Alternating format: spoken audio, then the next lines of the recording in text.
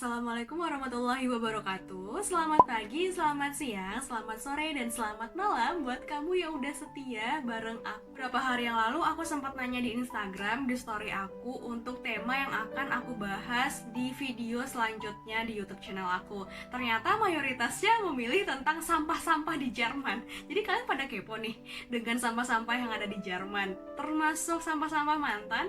Jadi sebenarnya gimana sih pengelolaan sampah yang ada di Jerman? Nah, siapa nih yang udah kepo nungguin video-video dari aku, apalagi tema kali ini? Ayo, ngacung nggak? Tapi aku minta like-nya ya sama komennya ya. Dan share-nya juga ya, dan subscribe-nya juga ya. Semuanya jadi minta gitu kan. Oke, kita bahas aja sekarang tentang pembagian sampah di Jerman, termasuk sampah mantan.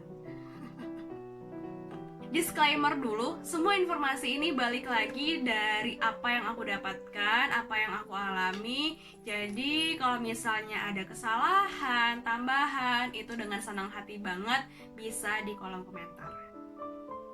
Ada banyak hal yang aku pelajari di Jerman ini, termasuk salah satunya untuk menjaga kebersihan lingkungan. Kenapa? Karena selama aku di Jerman ini, yang paling aku inget itu adalah tentang kebersihan lingkungan. Dan teman-teman tahu nggak sih, ternyata di Jerman itu banyak loh pembagian untuk pengelolaan sampah, untuk tempat pembuangan sampah. Sampah-sampah rumah tangga, sampah-sampah mantan, itu tidak bisa disatukan. Ada tempatnya tersendiri. Jadi tidak semua sampah-sampah itu bisa dicampur adukkan. Walaupun dia udah sampah, tidak berguna lagi, ya sampah gitu kan, tidak ada nilainya lagi, tapi masih ini harus kita perhatikan. Tidak selamanya apa yang kita pandang tidak penting itu benar-benar tidak penting. Asik, lebay banget gak sih gua?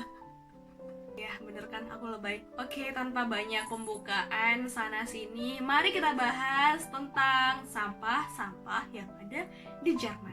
Bukan sampah sih, tempat pembuangan sampahnya sih. Yang pertama, ada yang namanya sampah organik. Sesuai dengan namanya pasti udah ketebak dong, ini tong sampah atau tempat pembuangan sampah untuk sampah-sampah yang seperti apa. Apa aja sih contohnya sampah-sampah yang boleh masuk ke tempat sampah organik ini? Misalnya yang ada di taman ataupun di kebun, mungkin potongan-potongan daun gitu ya, ranting, terus pohon natal, dan juga sampah-sampah dari dapur kayak buah, sayur, sisa-sisa makanan, terus juga ada ini kantong untuk teh itu. Nah, itu juga masuk ke dalam sampah organik dan berbagai macam Lebensmittel lainnya. Yang kedua, itu ada tempat sampah khusus kertas. Di sini prinsipnya untuk membantu pada tahap recycling lagi. Semakin banyak kertas yang bisa kita gunakan lagi, kita recycling lagi, itu dapat membantu melestarikan lingkungan juga, karena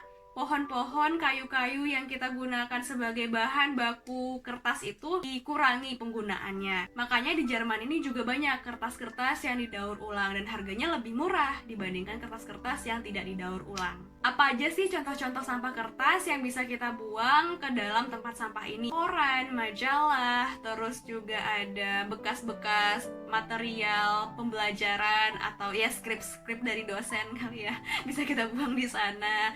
Terus juga bisa karton-karton packaging makanan, packaging cemilan yang berbahan dasar kertas, itu kita bisa buang ke dalam tempat sampah khusus untuk kertas ini.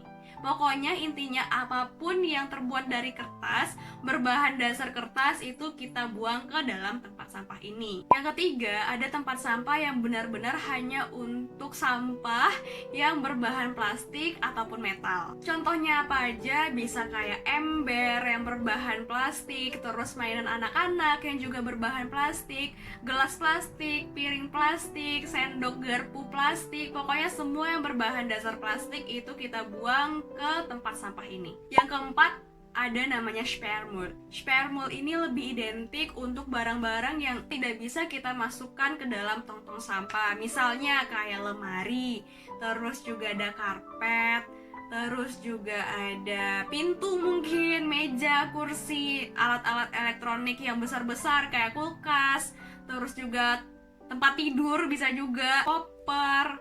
Pokoknya perabotan rumah tangga yang ukurannya sangat-sangat besar. Nah, karena alasannya tadi yang berat, yang ukurannya sangat besar, dan kita tidak bisa membuangnya di tempat sampah pada umumnya, makanya khusus untuk Spermul ini sampah-sampah akan dijemput. Jadi ada penjemputannya nih. Ini kapan lagi kan sampah-sampah dijemput? Jadi kita beantragen gitu, kita ngisi formulir, kapan kita bakal ngadain Spermul, kapan kita minta tolong sama orangnya untuk ngejemput sampah-sampah kita. Selanjutnya, untuk sampah-sampah elektronik, itu juga ada kontainer khusus di mana kita harus membuang sampah-sampah itu. Jadi untuk elektronik kita yang udah nggak kepake, yang udah rusak, nggak bisa digunakan lagi, itu kita buang ke kontainer khusus elektronik ini. Kalau kontainer tempat sampah khusus barang-barang elektronik ada, nah ada juga nih tempat sampah kontainer yang khusus untuk barang-barang tekstil. Ini kalau misalnya udah nggak kepake lagi, udah lusuh,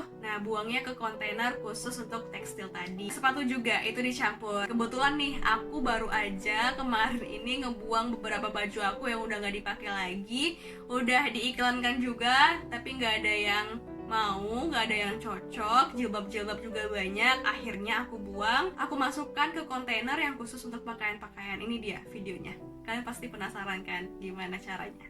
Ini dia kontainer untuk pakaian dan juga sepatu. Nanti semua barang-barangnya kita taruh di atas sini, terus kita angkat deh ke atas. Jadi kan kalau di Jerman itu sampah-sampah atau yang nggak, barang-barang yang nggak kepake itu kan beda-beda kan tempat pembuangannya.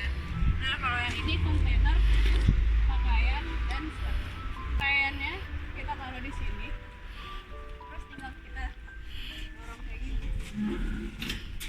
Oh iya, untuk baterai-baterai itu ada juga loh tempat pembuangan sampah yang khusus untuk baterai-baterai. Jadi baterai-baterai ini terpisah lagi tempat pembuangan sampahnya. Yang terakhir ada Resmul. Ini buat sampah-sampah yang tidak tergolongkan ke dalam organik, papier, terus juga ada plastik, Spermul, pokoknya semua yang tidak tergolongkan ke dalam tempat sampah yang tadi aku sebutkan itu gehört ke Resmul. Puntung-puntung rokok itu masuk ke Resmul juga.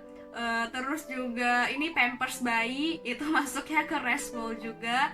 Oke, itu dia sedikit informasi dari aku tentang persampahan di Jerman.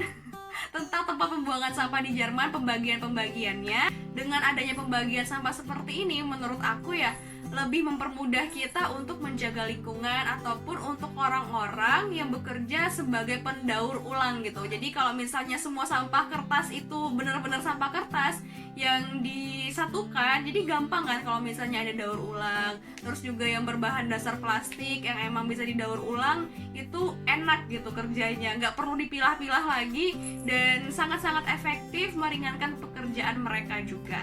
Terus juga untuk sampah organik yang ternyata bisa dijadikan untuk pupuk kompos. Nah, kerjaan kita untuk memisahkannya dan menjadikannya pupuk kompos itu lebih enak, lebih efisien, lebih praktis. Itu deh teman-teman video kali ini, semoga bermanfaat, semoga menginspirasi kita. Untuk kamu yang udah nonton video ini, jangan lupa like, comment, share, dan subscribe YouTube channel aku. Dan buat kamu yang masih ada pertanyaan, requestan, bisa langsung ke kolom komentar. Sampai ketemu lagi di video selanjutnya. Dadah.